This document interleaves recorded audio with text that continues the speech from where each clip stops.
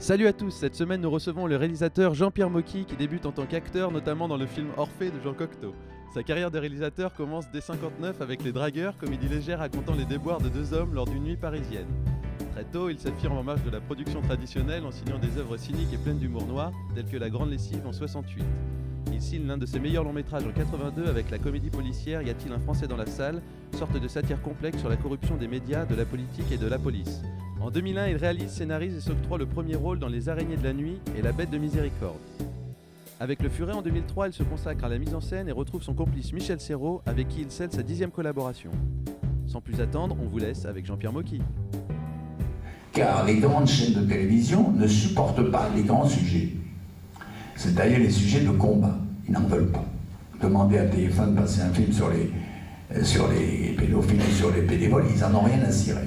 Ils préfèrent Star Academy et déjà ils ont supprimé les films de dimanche soir, donc ils n'en ont rien à branler de mes films. Parce qu'un jour, il y a un type qui a accepté un film, il s'est fait virer sur l'euthanasie.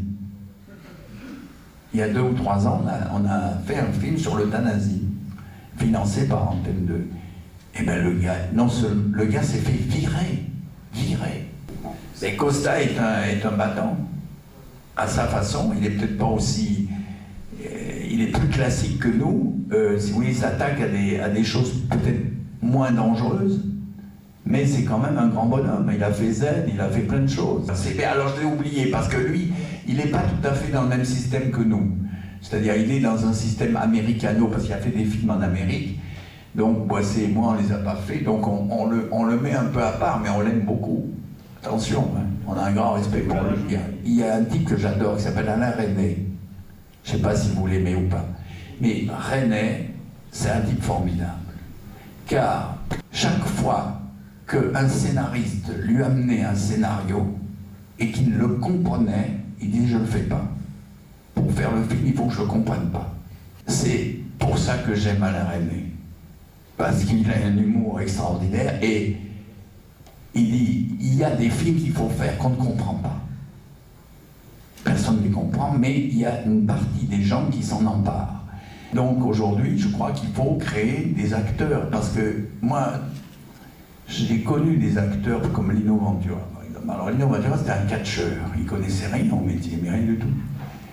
Michel Simon, c'était un boxeur, il connaissait rien. Pour moi, aujourd'hui, si demain vous faites un film, faites du sport. Engagez des gens de la rue. Quand vous voyez un mec qui a une gueule, engagez-le plutôt que d'engager André de Solier. Je vous dis ça parce que il a fait le cours. Il y a des gens qui sont usés jusqu'à la corde et qui n'ont pas de physique. Et ceux-là, on les presse comme un citron sans arrêt, on les fout dans tous les films. Et on ne se rend pas compte, mais ça enlève la vérité du film. Il faut prendre des gens, prenez votre concierge, prenez votre grand-mère, prenez je ne sais pas qui. Mais il faut un regard. Quand vous faites un gros plan, il faut que l'acteur ne soit pas translucide. Il faut qu'il ait une âme, qu'il ait un regard. Dans le montage aujourd'hui, pour les jeunes qui vont faire un film, il y a 2 solutions. Ou on tient compte des gens qui ne sont pas rapides de la tête, c'est-à-dire à qui il ne faut pas asséner un rythme infernal, parce qu'il faut que d'une scène à l'autre, ils aient le temps de comprendre et d'assimiler un film que les scénaristes ont concocté pendant 6 mois et brusquement on leur balance ça en 1h30.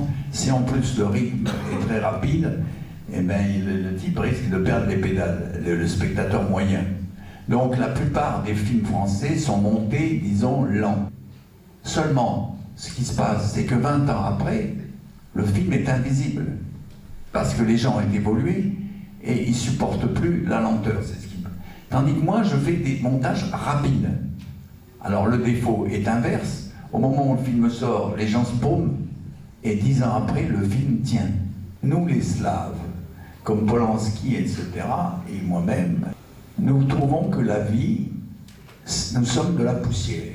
Par conséquent, à partir de cette constatation, on ne peut pas prendre des choses vraiment au sérieux. Donc même dans des problèmes très graves, nous introduisons du dérisoire, parce que la vie est dérisoire. On y met un zeste d'humour slave, d'humour des gens comme Dostoïevski, Tchekhov. Lisez du Tchekhov, je vous conseille, vous le connaissez sans doute, Et lisez-le parce que Tchekhov avait à la fois le sens de la dramaturgie, mais aussi il y avait toujours de l'humour, toujours de l'ironie. Et nous sommes les descendants de Tchekhov en quelque sorte, puisque nous sommes de là-bas, de l'Est. Et alors on ne peut pas prendre les choses au sérieux. Donc on les déforme souvent. Merci à tous, la semaine prochaine nous recevons Alain Tasma et d'ici là, portez-vous bien.